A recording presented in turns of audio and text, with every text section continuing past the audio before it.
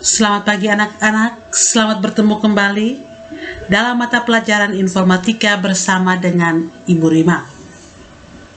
Semoga hari ini anak-anakku semuanya dimanapun kalian berada selalu dalam keadaan yang sehat. Walaupun kita melakukan pembelajaran dari rumah, Ibu harap kalian semua tetap semangat dalam mengikuti pembelajaran ini. Sebelum kita mulai pembelajaran, kalian semua Ibu ajak untuk berdoa menurut agama dan keyakinan kalian masing-masing. Berdoa mulai. Berdoa selesai.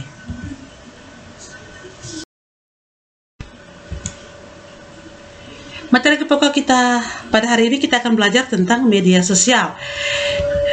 Berdasarkan kompetensi dasar yang telah disiapkan dan tujuan pembelajaran, kita akan belajar tentang mengenal media sosial menjadi kebutuhan yang tak bisa dihindari, dengan tujuan pembelajarannya untuk membantu pekerjaan manusia di dalam kehidupan sehari-hari.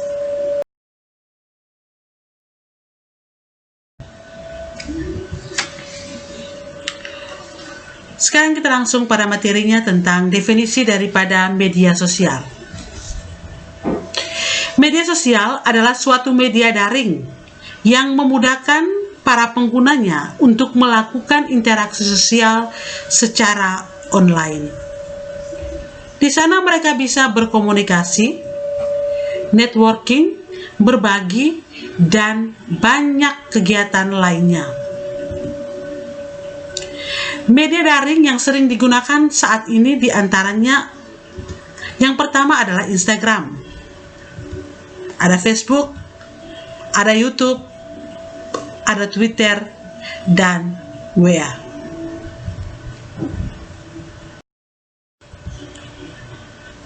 Berikut adalah beberapa pendapat para pakar atau para ahli tentang media sosial. Yang pertama, pendapat dari Muhammad Yusuf dan kawan-kawan tentang media sosial adalah situs jaringan sosial seperti layanan berbasis web yang memungkinkan setiap orang bisa membangun profil publik, bahkan semi-publik dalam sistem terbatas.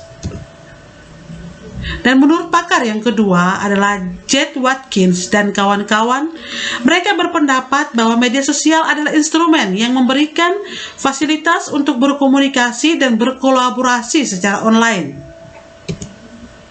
Pendapat para ahli yang ketiga adalah Mark Hopkins.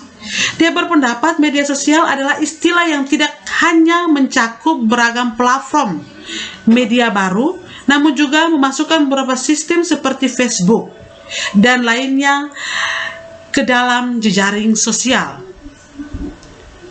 Pendapat ahli yang keempat adalah Anthony Mayfield. Dia berpendapat bahwa media sosial adalah suatu sarana yang memudahkan para penggunanya untuk berbagi, berpartisipasi, dan menciptakan peran khusus dalam blog, jejaringan sosial, forum-forum maya, wiki atau ensiklopedia online, bahkan virtual worlds. Pendapat para ahli yang kelima, Michael Hanlian dan kawannya, mereka berpendapat bahwa media sosial adalah sebuah kelompok aplikasi online yang membangun antar dasar ideologi dan teknologi web, memungkinkan adanya penciptaan atau pertukaran user general content. Dan pendapat para ahli yang keenam adalah Michael J. Blanchard dan kawan-kawan. Mereka berpendapat bahwa media sosial adalah komunikasi yang dilakukan antar manusia dan memiliki karakteristik terbuka, partisipasi, komunikasi, percakapan, dan juga keterhubungan. Dan pendapat para ahli yang ketujuh dan yang terakhir yaitu Michael Krons. Dia berpendapat bahwa media sosial adalah suatu sebutan yang memaparkan bermacam-macam teknologi untuk mengikat banyak orang ke dalam suatu kolaborasi, berinteraksi, dan saling berbagi informasi lewat pesan yang berbasis web.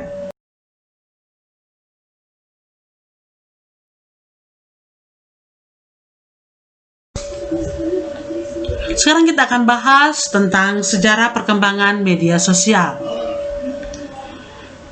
Perkembangan media sosial dari tahun ke tahun sangatlah pesat. Hal tersebut ditandai dari banyaknya layanan dan aplikasi yang sangat memungkinkan agar para pengguna melakukan interaksi. Berikut adalah sedikit penjelasan tentang sejarah perkembangan media sosial atau yang disebut dengan media daring. Yang pertama, pada tahun 1844, ini merupakan cikal bakal munculnya media sosial. Yang mana ini muncul pertama kalinya adalah telegram ya anak-anak ya. Telegram muncul pertama kali pada tahun 1844. Dan perkembangan dari 1844 sampai dengan sekarang.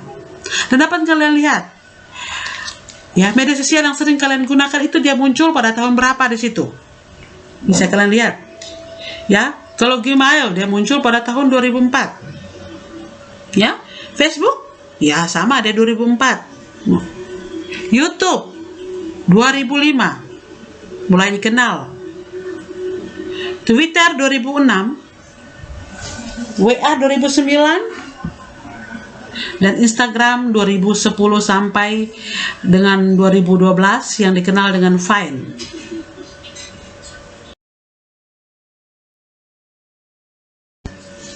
Sekarang kita akan membahas tentang jenis-jenis media sosial atau yang sering disebut dengan media daring.